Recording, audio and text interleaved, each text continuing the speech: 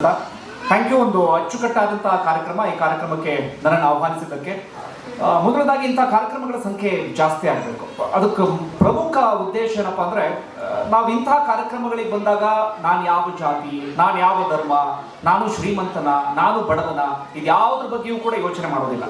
ಎಲ್ಲರೂ ಕೂಡ ಒಗ್ಗಟ್ಟಾಗಿ ಕಾರ್ಯಕ್ರಮದಲ್ಲಿ ಭಾಗಿಯಾಗ್ತೀವಿ, ಎಲ್ಲರೂ ಕೂಡ ಬೆರಿತೀವಿ. ಅದೇ ಇಂತಹ ಕಾರ್ಯಕ್ರಮಗಳ ವಿಶೇಷತೆ. ಹಾಗೆ ಈ ಕಾರ್ಯಕ್ರಮದ ಸಬ್ಜೆಕ್ಟ್ ಪ್ರಮುಖವಾಗಿ ಬುದ್ಧ ಹಾಗೆ ಅಂಬೇಡ್ಕರ್ ಅವರಿಬ್ಬರು ಕೂಡ ಹೇಳಿದ್ದು ಅದನ್ನೇ, ಪ್ರೀತಿ, ಕರುಣೆ, ಸಮಾಜದಲ್ಲಿ ಸಮಾನತೆ ಎಲ್ಲರೂ ಕೂಡ ಸಾರಬೇಕು ಅನ್ನುವಂಥ ರೀತಿಯಲ್ಲಿ. ಆದರೆ ಇತ್ತೀಚೆಗೆ ಏನಾಗ್ತಿದೆ ಅಂದ್ರೆ, ಅಥವಾ ಯಾವ ಕಾಲಘಟ್ಟದಲ್ಲಿ ಇದ್ದೀವಿ ಅಂದ್ರೆ, ಬುದ್ಧ ಮತ್ತೆ ಅಂಬೇಡ್ಕರ್ ಏನನ್ನು ಹೇಳಿದ್ರು ಅದಕ್ಕೆ ರಿವರ್ಸ್ ನಾವೆಲ್ಲರೂ ಕೂಡ ಹೋಗ್ತಾ ಇದ್ದೇವೆ. ಅದು ಹಂಗೆ ಹೋಗ್ತಾ ಹೋಗ್ತಾ ಹೋಗ್ತಾ ಸಮಾಜ ಎಲ್ಲಿಗೆ ಹೋಗಿ ತಲುಪುತ್ತೋ ಗೊತ್ತಿಲ್ಲ. ನಾವೆಲ್ಲರೂ ಕೂಡ ಮತ್ತೊಮ್ಮೆ ಬುದ್ಧ ಅಂಬೇಡ್ಕರ್ ಏನನ್ನ ಹೇಳಿದ್ರು ಅದನ್ನ ಫಾಲೋ ಮಾಡಲೇಬೇಕಾಗಿದೆ. ಆಗ ಮಾತ್ರ ಒಂದು ಅತ್ಯದ್ಭುತವಾದಂಥ ಸಮಾಜವನ್ನ ಕಟ್ಟೋದಿಕ್ಕೆ ಸಾಧ್ಯ. ಇಲ್ಲಿ ಸಾಕಷ್ಟು ಮಕ್ಕಳಿದ್ದೀರಿ, ಸಾಕಷ್ಟು ಪೋಷಕರಿದ್ದೀರಿ. ಹೀಗಾಗಿ ಒಂದೆರಡು ವಿಚಾರವನ್ನ ಪ್ರಸ್ತಾಪ ಮಾಡ್ತೀನಿ. ನಾನು ಈ ಪತ್ರಿಕೋದ್ಯಮ ಕ್ಷೇತ್ರದಲ್ಲಿ ಒಂದು 10 ವರ್ಷದಿಂದ ಇದ್ದೇನೆ. ಹೀಗಾಗಿ ಅಲ್ಲಿ ಕಂಡಿದ್ದನ್ನ ಒಂದೆರಡು ವಿಚಾರವನ್ನ ಪ್ರಸ್ತಾಪ ಮಾಡ್ತೀನಿ. ಮೊದಲು ನಾವೆಲ್ಲರೂ ಕೂಡ ಬಿಡಬೇಕಾಗಿದ್ದೇನಪ್ಪ ಅಂದ್ರೆ, ಅಥವಾ ಈ ಸಮಾಜದ ಅತಿ ದೊಡ್ಡ ಪಿಡುಗು ಯಾವುದು ಅಂದ್ರೆ, ಈ ಜಾತಿ ಧರ್ಮದ ಬಗ್ಗೆ ನಾವು ಎಲ್ಲಿವರೆಗೆ ಮಾತಾಡ್ತಾ ಇರ್ತೀವೋ, ಅಥವಾ ಜಾತಿ ಧರ್ಮವನ್ನ ಮತ್ತೆ ಮತ್ತೆ ಎಲ್ಲಿವರೆಗೆ ಪ್ರಸ್ತಾಪ ಮಾಡ್ತಾ ಇರ್ತೀವೋ ಅಲ್ಲಿವರೆಗೂ ಈ ಸಮಾಜ ಹಾಳಾಗ್ತಾ ಹೋಗ್ತಾ ಇರುತ್ತೆ. ನಮ್ಮನ್ನ ಆಳುವಂತ ರಾಜಕಾರಣಿಗಳು ಅಥವಾ ಇನ್ಯಾರು ಇದ್ದಾರಲ್ಲ, ಅವರೆಲ್ಲರಿಗೂ ಬಹುದೊಡ್ಡ ಅಸ್ತ್ರ ಅಂದ್ರೆ ಅದೇ, ನಮ್ಮ ಜಾತಿಯನ್ನ ಎತ್ತಿ ಕಟ್ಟೋದು, ನಮ್ಮ ನಡುವೆ ಇರುವಂತಹ ಧರ್ಮವನ್ನು ಎತ್ತಿ ಕಟ್ಟೋದು, ನಮ್ಮ ನಡುವೆ ಕಂದಕವನ್ನು ಸೃಷ್ಟಿ ಮಾಡುವಂತ ಕೆಲಸವನ್ನ ಮಾಡ್ತಾರೆ. ಹೀಗಾಗಿ ಅದ್ಯಾವುದಕ್ಕೂ ಕೂಡ ನಾವು ಅವಕಾಶವನ್ನ ಮಾಡಿಕೊಡ್ಬಾರ್ದು. ಅವರ ಸ್ವಾರ್ಥಕ್ಕೆ, ಅವರ ಇನ್ಯಾವುದೋ ಲಾಭಕ್ಕೆ ನಮ್ಮೆಲ್ಲರ ನಡುವೆ ಒಂದು ಗೋಡೆಯನ್ನ ಕಟ್ಟುವಂತ ಕೆಲಸವನ್ನ ಮಾಡ್ತಿದ್ದಾರೆ. ಅದನ್ನು ಪುಡಿಗಟ್ಟುವಂತ ಕೆಲಸವನ್ನ ನಾವೆಲ್ಲರೂ ಕೂಡ ಮಾಡಬೇಕಾಗಿದೆ. ಒಂದು ಇತ್ತೀಚಿನ ಒಂದು ಉದಾಹರಣೆಯನ್ನು ಕೊಡ್ತೀನಿ.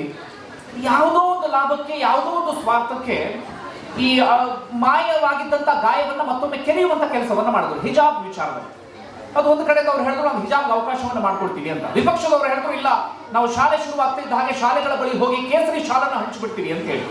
ಅವ್ರು ಯಾರಾದ್ರೂ ಅದು ಮಕ್ಕಳ ಮೇಲೆ ಎಷ್ಟು ಪರಿಣಾಮ ಬೀರುತ್ತೆ, ಮಕ್ಕಳಿಗೆ ಎಷ್ಟು ಎಫೆಕ್ಟ್ ಆಗುತ್ತೆ ಅದನ್ನು ಯೋಚನೆ ಮಾಡ್ತಾರೆ? ಸಾಧ್ಯವೇ ಇಲ್ಲ. ಅವ್ರಿಗೆ ಅದರಿಂದ ಲಾಭ ಆಗಬೇಕು, ಅವ್ರಿಗೆ ಅದರಿಂದ ಏನೋ ಪ್ರಯೋಜನ ಆಗಬೇಕು, ಅಷ್ಟು ಮಾತ್ರ ಅವರ ಆಲೋಚನೆ. ಅದು ಮಕ್ಕಳಲ್ಲಿ ಸಣ್ಣ ವಯಸ್ಸಲ್ಲೇ ಬರೋಕ್ ಶುರುವಾಗುತ್ತೆ. ನಾನು ಯಾವ ಧರ್ಮ, ನಾನು ಯಾವ ಜಾತಿ, ಅವ್ರು ಯಾರು ಕೂಡ ಬೆರೆತು ಓದೋದಿಲ್ಲ. ಸದಾಕಾಲ ಅವ್ರ ಆಲೋಚನೆ ಏನು ಅಂತ ಹೇಳಿ ಧರ್ಮದ ಬಗ್ಗೆ, ಸದಾಕಾಲ ಜಾತಿ ಬಗ್ಗೆ ಯೋಚನೆ ಮಾಡ್ತಿರ್ತಾರೆ. ಅದು ನಮ್ಮ ರಾಜಕಾರಣಿಗಳಿಗೆ ಏನು ಬೇಕು ಅದೇ ಬೇಕು. ಆ ಮಕ್ಕಳು ಡಾಕ್ಟರ್ ಆಗಲಿ, ಆ ಮಕ್ಕಳು ಇಂಜಿನಿಯರ್ ಆಗಲಿ, ಆ ಮಕ್ಕಳು ಇನ್ನೇನೋ ಅದ್ಭುತವಾದಂಥ ಬದುಕನ್ನು ಕಟ್ಕೊಳ್ಳಿ, ಅದು ಯಾವುದು ಬೇಡ. ಆ ಮಕ್ಕಳು ಅದ್ಭುತವಾದಂಥ ಬದುಕನ್ನು ಕಟ್ಕೊಂಡ್ರೆ ಅವ್ರಿಗೆ ಯಾವ ರೀತಿಯಲ್ಲೂ ಕೂಡ ಲಾಭ ಆಗಲ್ಲ. ಅವ್ರು ಹೇಳಿದ್ದಲ್ಲ ಆ ಮಕ್ಕಳು ಕೇಳಲ್ಲ. ಆ ಮಕ್ಕಳು ಸದಾಕಾಲ ಕುರಿಗಳ ರೀತಿಯಲ್ಲೇ ಇರಬೇಕು. ಮುಂದೆ ಅವರು ದೊಡ್ಡವರಾದಂಥ ಸಂದರ್ಭಗಳು ಅವ್ರು ಹೇಳಿದ್ದಕ್ಕೆ ತಲೆಬಾಗುವ ರೀತಿಯಲ್ಲಿ ಇರಬೇಕು. ಹೀಗಾಗಿ ಅವರ ಸ್ವಾರ್ಥ ಸಾಧನೆ, ಅವರ ಲಾಭ, ಅದರ ಬಗ್ಗೆನೇ ಅವರು ಯೋಚನೆ ಮಾಡ್ತಾರೆ. ಹೀಗಾಗಿ ನಾವ್ಯಾರು ಕೂಡ ಅದರ ಬಗ್ಗೆ ಯೋಚನೆಯನ್ನ ಮಾಡೋದಕ್ಕೆ ಹೋಗಬಾರ್ದು. ಮುಂದೊಂದು ದಿನ ಸಮಾಜಕ್ಕೆ ಅತಿ ದೊಡ್ಡ ಪಿಡುಗಾಗುತ್ತೆ. ನಾವು ಇವತ್ತೇ ಯೋಚನೆ ಮಾಡಬೇಕು. ಪ್ರತಿ ಪೋಷಕರು, ಪ್ರತಿ ವಿದ್ಯಾರ್ಥಿಗಳು ಕೂಡ ಜಾತಿ ಧರ್ಮವನ್ನ ಆದಷ್ಟು ದೂರ ಇಡಬೇಕು. ನಾವೆಲ್ಲರೂ ಕೂಡ ಮನುಷ್ಯರೇ, ನಾವೆಲ್ಲರೂ ಕೂಡ ಒಂದೇ ಅನ್ನೋ ನಿಟ್ಟಿನಲ್ಲಿ ನಾವು ಯೋಚನೆಯನ್ನ ಮಾಡಬೇಕಾಗತ್ತೆ. ಆಗ ಮಾತ್ರ ಒಂದು ಅದ್ಭುತ ಸಮಾಜ ಕಟ್ಟೋಕೆ ಸಾಧ್ಯ. ಇಲ್ಲ ನಾವು ಮತ್ತದೇ ಜಾತಿ, ಮತ್ತದೇ ಧರ್ಮಕ್ಕೆ ಜೋತು ಬೀಳ್ತೀವಿ ಅಂತಂದ್ರೆ ಈ ಸಮಾಜವನ್ನು ಉದ್ಧಾರ ಮಾಡೋಕೆ ಯಾರ ಕೈಯಿಂದಲೂ ಸಾಧ್ಯ ಆಗಲ್ಲ. ಹಾಗೊಂದು ಎರಡು ವಿಚಾರವನ್ನು ಪ್ರಸ್ತಾಪ ಮಾಡಿ ನನ್ನ ಮಾತನ್ನು ಮುಗಿಸ್ತೀನಿ. ಮಂಜುನಾಥ್ ಬಾಬು ಸರ್ ಒಳ್ಳೊಳ್ಳೆ ವಿಚಾರಗಳನ್ನು ಪ್ರಸ್ತಾಪ ಮಾಡ್ತಾರೆ, ಡ್ರಗ್ಸ್ ಬಗ್ಗೆ ಹಾಗೆ ಬೇರೆ ಬೇರೆ ವಿಚಾರಗಳನ್ನು ಹೇಳ್ತಾ ಇದ್ರು. ನಾನು ಕೂಡ ಪ್ರತಿನಿತ್ಯ ನ್ಯೂಸ್ ಅನ್ನ ಜನರ ಮುಂದೆ ಇರುವಂತ ಕಾರಣಕ್ಕೆ ಒಂದು ವಿಚಾರವನ್ನು ಹೇಳ್ತೀನಿ. ಅದು ಆನ್ಲೈನ್ ಬೆಟ್ಟಿಂಗ್ಗೆ ಸಂಬಂಧಪಟ್ಟ ಹಾಗೆ. ಯಾಕೆ ಈ ವೇದಿಕೆಯಲ್ಲಿ ಪ್ರಸ್ತಾಪ ಮಾಡ್ತೀನಿ ಅಂದ್ರೆ, ತುಂಬಾ ಮಕ್ಕಳಿದ್ದೀರಿ, ತುಂಬಾ ಪೋಷಕರಿದ್ದೀರಿ ಅನ್ನುವಂಥ ಕಾರಣಕ್ಕಾಗಿ ಒಂದು ಸಣ್ಣ ಉದಾಹರಣೆಯನ್ನು ಹೇಳ್ತೀನಿ. ದಯವಿಟ್ಟು ಎಲ್ಲರೂ ಕೂಡ ಕೇಳಿಸ್ಕೊಳ್ಳಲೇಬೇಕಾಗಿರುವಂತ ವಿಚಾರ. ತುಮಕೂರು ಭಾಗದ ಒಂದು ಸ್ಟೋರಿ. ಅಲ್ಲಿ ಏನಾಗ್ಬಿಡುತ್ತೆ ಅಂದ್ರೆ, ಓರ್ವ ಹುಡುಗ ಇರ್ತಾನೆ, ಆತ 7ನೇ ಕ್ಲಾಸು 8ನೇ ಕ್ಲಾಸು ಇರ್ತಾನೆ. ಆತ ತನ್ನ ತಾಯಿಯ ಜೊತೆಗೆ ಆತ ವಾಸ ಮಾಡ್ತಿರ್ತಾನೆ. ತಾಯಿ ಸಿಂಗಲ್ ಪೇರೆಂಟ್ ಯಾವುದೋ ಕಾರಣಕ್ಕಾಗಿ. ಆತನಿಗೆ ಈ ಆನ್ಲೈನ್ ಬೆಟ್ಟಿಂಗ್ ಚಟ ಅಂಟ್ಕೊಂಡಿರುತ್ತೆ ಆತನಿಗೆ. ಈ ಆನ್ಲೈನ್ ಬೆಟ್ಟಿಂಗ್ ಎಲ್ಲ ಆರಂಭದಲ್ಲಿ ಹಿಂಗೆ ಅಂದ್ರೆ, ನೀವು ಫ್ರೀ ಆಗಿ ಅದ್ರ ಒಳಗಡೆ ಎಂಟ್ರಿ ಕೊಡ್ಬೋದು, ಯಾವುದೇ ದುಡ್ಡನ್ನ ಕೊಡುವಂತ ಅವಶ್ಯಕತೆ ಇರೋದಿಲ್ಲ. ಆರಾಮಾಗಿ ನೀವು ಅದರ ಒಳಗಡೆ ಒಂದು ಫೋನ್ ಇದ್ರೆ ಸಾಕು, ಈ ಆನ್ಲೈನ್ ಗೇಮ್ ಮತ್ತೆ ಆನ್ಲೈನ್ ಬೆಟ್ಟಿಂಗ್ ಒಳಗಡೆ ಆರಾಮಾಗಿ ನೀವು ಅದರೊಳಗಡೆ ಎಂಟ್ರಿ ಕೊಡ್ಬೋದು. ಈತನಿಗೂ ಕೂಡ ಈ ಆನ್ಲೈನ್ ಗೇಮ್ನ ಹುಚ್ಚು ಆರಂಭದಲ್ಲಿ ಸಣ್ಣದಾಗಿರುತ್ತೆ, ಅದು ಬರ್ತಾ ಬರ್ತಾ ಜಾಸ್ತಿ ಆಗೋದಕ್ಕೆ ಶುರುವಾಗುತ್ತೆ. ಆರಂಭದಲ್ಲಿ ಬರ್ತಾ ಬರ್ತಾ ಅದು ದುಡ್ಡು ಕೇಳೋಕೆ ಶುರು ಮಾಡುತ್ತೆ. ಪ್ರಾರಂಭದ ದುಡ್ಡು ಎಷ್ಟು ಹೇಳಿ, 60 ರೂಪಾಯಿ ಇರುತ್ತೆ, 70 ರೂಪಾಯಿ ಇರುತ್ತೆ, ಹೋಗ್ತಾ ಹೋಗ್ತಾ 100ಕ್ಕೆ ಹೋಗುತ್ತೆ, 1000ಕ್ಕೆ ಹೋಗುತ್ತೆ, 2000, 3000, 5000ಕ್ಕೆ ಹೋಗುತ್ತೆ. ಅಷ್ಟೊತ್ತಿಗಾಗಲೇ ಅವನಿಗೆ ಆನ್ಲೈನ್ ಗೇಮ್ನ ವಿಪರೀತ ಅಡಿಕ್ಷನ್ ಶುರುವಾಗಿ ಬಿಟ್ಟಿರುತ್ತೆ. ಆತ ಯಾವ ಹಂತಕ್ಕೆ ಹೋಗ್ತಾನೆ ಅಂದ್ರೆ, ಅಕ್ಕಪಕ್ಕದವ್ರ ಮನೆ ಹತ್ರ ಸಾಲ ಕೇಳೋ ಹಂತಕ್ಕೆ ಹೋಗ್ತಾನೆ. ಅವ್ರು ಕೊಟ್ಟಿಲ್ಲ ಅಂದಾಗ ಅಮ್ಮನ ಹತ್ರ ದುಡ್ಡು ಕದಿಯೋ ಹಂತಕ್ಕೆ ಹೋಗ್ಬಿಡ್ತಾನೆ. ತಾಯಿಗೆ ವಿಪರೀತ ತಲೆಬಿಸಿ ಆಗೋಕೆ ಶುರುವಾಗುತ್ತೆ. ಸಿಂಗಲ್ ಪೇರೆಂಟ್ ಪಾಪ ಬಹಳ ಕಷ್ಟಪಟ್ಟು ಮಗನನ್ನು ಬೆಳೆಸ್ತಾ ಇದ್ರು. ಅಯ್ಯೋ ಮಗ ಓದ್ಕೊಳ್ಳಿ ಅಂದ್ರೆ ಈ ಆನ್ಲೈನ್ ಗೇಮ್ನ ಚಟ ಶುರುವಾಗ್ಬಿಡುತ್ತಲ್ಲ, ಇದರಿಂದ ಹೊರಗಡೆ ತರೋದು ಹೇಗೆ ಅಂತ ಹೇಳಿ ಆತ ಯಾರ ಜೊತೆಗೂ ಬೆರೀತಾ ಇರಲಿಲ್ಲ, ಯಾರ ಜೊತೆಗೆ ಆಟ ಆಡ್ತಿರ್ಲಿಲ್ಲ, ಯಾರ ಜೊತೆಗೆ ಓಡಾಡ್ತಾ ಇರಲಿಲ್ಲ. ಸದಾಕಾಲ ಫೋನು ಆನ್ಲೈನ್ ಗೇಮ್. ಒಂದು ಕಡೆಯಿಂದ ದುಡ್ಡು ಕಳ್ಕೊಳ್ತಿರ್ತಾನೆ, ಮತ್ತೊಂದು ಕಡೆಯಿಂದ ಸಾಲ ಮಾಡ್ತಿರ್ತಾನೆ, ಮತ್ತೊಂದು ಕಡೆಯಿಂದ ಆತ ಕಂಪ್ಲೀಟ್ ಇನ್ಆಕ್ಟಿವ್ ಆಗಿರ್ತಾನೆ, ಯಾವುದೂ ಆತ ಆಕ್ಟಿವ್ ಆಗೇ ಇರೋದಿಲ್ಲ. ತಾಯಿಗೆ ಸಿಕ್ಕಾಪಟ್ಟೆ ತಲೆ ಬಿಸಿ ಆಗುತ್ತೆ. ಇಲ್ಲಿ ಬೆಂಗಳೂರಿನ ನೆಲಮಂಗಲ ಸಮೀಪ ಅವ್ರ ತವ್ರ ಮನೆ ಇರುತ್ತೆ.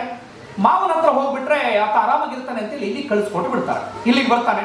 ಮಾವ ಒಂದು ಸ್ವಲ್ಪ ದಿನಗಳ ಕಾಲ ಆತನ ಸ್ಟ್ರಿಕ್ಟ್ ಆಗಿ ನೋಡ್ಕೊಳ್ತಾರೆ. ಆದ್ರೆ ತುಂಬಾ ದಿನಗಳ ಕಾಲ ಆತನ ಕಂಟ್ರೋಲ್ ಇಟ್ಕೊಳ್ಳೋಕೆ ಸಾಧ್ಯ ಆಗಲ್ಲ. ಆಮೇಲೆ ಆತನಿಗೆ ಎಲ್ಲೋ ಫೋನ್ ಸಿಕ್ಬಿಡುತ್ತೆ. ಮತ್ತೆ ಆನ್ಲೈನ್ ಗೇಮ್ ಅನ್ನ ಶುರು ಮಾಡ್ಕೊಳ್ತಾನೆ. ಮತ್ತೆ ಸುತ್ತಮುತ್ತ ಇದ್ದವ್ರ ಹತ್ರ ಸಾಲ ಮಾಡೋಕೆ ಶುರು ಮಾಡ್ತಾನೆ. ಮತ್ತೆ ದುಡ್ಡು ಕಲಿಯೋಕೆ ಶುರು ಮಾಡ್ತಾನೆ. ಕೊನೆಗೆ ಎಲ್ಲಿಗೆ ಬಂದು ಬಿಡ್ತಾನೆ ಅಂದ್ರೆ ತನ್ನ ಮಾವನ ಜೇಬಿಗೆ ಕೈ ಹಾಕಿ ಬಿಡ್ತಾನೆ. ಮಾವಂಗೆ ವಿಪರೀತ ಸಿಟ್ಟು ಬಂದು ಬಿಡುತ್ತೆ. ಅಯ್ಯೋ, ಅಳಿಯ ಹಿಂಗೆ ಮಾಡಿಬಿಟ್ನಲ್ಲ, ಸರಿ ಮಾಡ್ಬೇಕು ಅಂತ ಕರ್ಕೊಂಡು ಬಂದ್ರೆ ನನ್ನ ಜೇಬಿಗೆ ಕನ್ನ ಹಾಕ್ಬಿಟ್ಟಲ್ಲ ಅಂತ ಅವ್ರು ಸಿಟ್ಟಲ್ಲಿ ತೆಗೆದು ಒಂದು ಸರಿಯಾಗಿ ಆತನಿಗೆ ಹೊಡೆದು ಬಿಡ್ತಾರೆ. ಆ ಹೊಡೆದ ಏಟಿಗೆ ಆತನ ಪ್ರಾಣ ಹೋಗಿಬಿಡುತ್ತೆ. ಚಿಕ್ಕ ಹುಡುಗ ಸಾವನ್ನಪ್ಪು ಬಿಡ್ತಾನೆ. ಸಾಕಷ್ಟು ಮಂದಿ ಘಟನೆ ನೋಡಿರ್ಬೋದು. ಬಹಳ ನೋವಾಗುವಂತ ಘಟನೆ. ಆತ ಸಾವನ್ನಪ್ಪಿಡ್ತಾನೆ.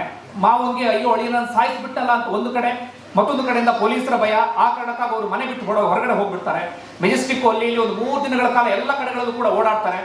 ಅದಾದ ನಂತರ ಏನ್ ಮಾಡ್ತಾರೆ, ಯಾವ ಮಗು ಸಾವನ್ನಪ್ಪಿತ್ತು, ಯಾವ ಹುಡುಗ ಸಾವನ್ನಪ್ಪಿದ್ನೋ ಆ ಹುಡುಗನ ತಾಯಿಗೆ ತನ್ನ ಅಣ್ಣನಿಗೆ ಜಾಮೀನು ಕೊಡಿಸುವಲ್ಲಿ ಯಶಸ್ವಿ ಆಗ್ತಾರೆ.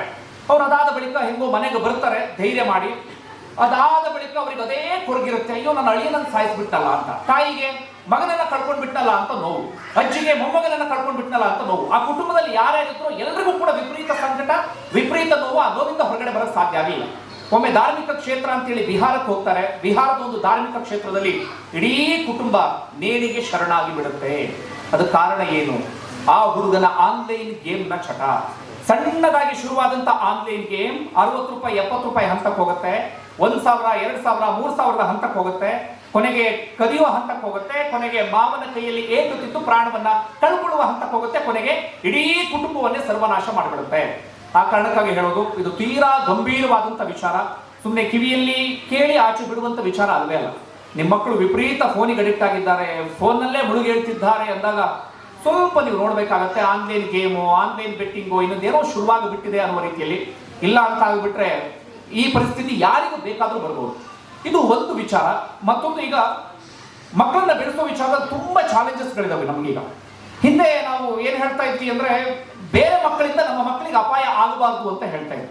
ಅಯ್ಯೋ, ಬೇರೆ ಮಕ್ಕಳು ನಮ್ಮ ಮಕ್ಕಳಿಗೆ ಹೊಡೆದು ಬಿಡ್ತಾರ, ಬೇರೆ ಮಕ್ಕಳು ನಮ್ಮ ಮಕ್ಕಳಿಗೆ ಏನೋ ಮಾಡ್ಬಿಡ್ತಾರ ಅಂತ ಹೇಳಿ. ಆದ್ರೆ ಇವತ್ತು ಯಾವ ಹಂತಕ್ಕೆ ಬಂದಿದೆ ಅಂದ್ರೆ, ನಮ್ಮ ಮಕ್ಕಳಿಂದ ಇನ್ಯಾರ್ದೋ ಮಕ್ಕಳಿಗೆ ಸಮಸ್ಯೆ ಆಗಬಾರದು, ಆ ರೀತಿಯಲ್ಲಿ ನಮ್ಮ ಮಕ್ಕಳನ್ನ ಬೆಳೆಸಬೇಕಾಗಿದೆ. ಫೋನ್ನ ಕಾರಣಕ್ಕಾಗಿ, ಟಿವಿಯ ಕಾರಣಕ್ಕಾಗಿ, ವೆಬ್ ಸೀರೀಸ್, ಸಿನಿಮಾ, ಮತ್ತೊಂದು ಮಗದೊಂದು, ಇದೆಲ್ಲದರಿಂದ ಮಕ್ಕಳು ಎಲ್ಲಿವರೆಗೆ ಇನ್ಫ್ಲುಯೆನ್ಸ್ ಆಗ್ತಿದ್ದಾರೆ ಅಂದ್ರೆ, 7ನೇ ಕ್ಲಾಸಿನ ಮಗುವ ಕೈಗೆ ಚಾಕು ಬರ್ತಾ ಇದೆ. 8ನೇ ಕ್ಲಾಸಿನ ಮಗು ಇನ್ನೇನೋ ಯೋಚನೆ ಮಾಡ್ತಾ ಇದೆ ಅಂದ್ರೆ ಅರ್ಥ ಆಯ್ತು ಅನ್ಕೊಳ್ತೀನಿ. ಇನ್ನೇನೋ ಯೋಚನೆ ಮಾಡುವ ಹಂತದವರೆಗೆ ಹೋಗ್ತಾ ಇದೆ. ಹೀಗಾಗಿ ನಾವು ಮಕ್ಕಳನ್ನ ಯಾವ ರೀತಿಯಾಗಿ ಇವತ್ತು ಬೆಳೆಸಬೇಕಾಗಿದೆ ಅಂದ್ರೆ, ನಮ್ಮ ಮಕ್ಕಳಿಂದ ಬೇರೆಯವರಿಗೆ ಸಮಸ್ಯೆ ಆಗಬಾರದು, ನಮ್ಮ ಮಕ್ಕಳಿಂದಾಗಿ ಬೇರೆಯವರ ಮನೆಯ ದೀಪ ಆರಬಾರದು ಅಂತ ಹೇಳಿ ಆ ರೀತಿಯಲ್ಲಿ ಮಕ್ಕಳನ್ನ ಬೆಳೆಸಬೇಕಾಗಿದೆ. ಡ್ರಗ್ಸ್ ಬಗ್ಗೆ ಸರ್ ಸಾಕಷ್ಟು ವಿಚಾರವನ್ನು ಹೇಳಿದ್ರು.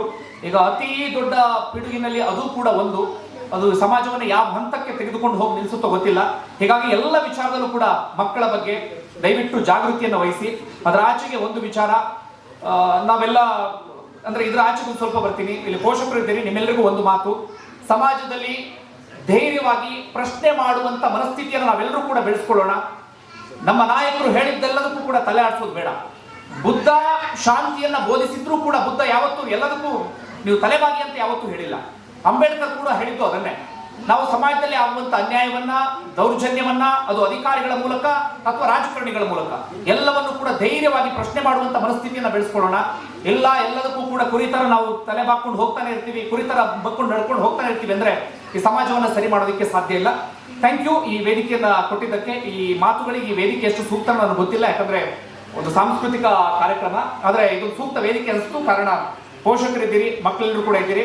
ಧನ್ಯವಾದ ಕಿಶೋರ್ ಸರ್ ಈ ಕಾರ್ಯಕ್ರಮಕ್ಕೆ ಆಹ್ವಾನಿಸಿದ್ದಕ್ಕೆ. ಕಳೆದ ಬಾರಿ ಕೂಡ ಕರೆದಿದ್ರಿ, ಕಾರಣಾಂತರಗಳಿಂದ ಸಾಧ್ಯ ಆಗಿರಲಿಲ್ಲ ಬರೋದಕ್ಕೆ. ಧನ್ಯವಾದ ನಿಮ್ಮೆಲ್ಲರಿಗೂ.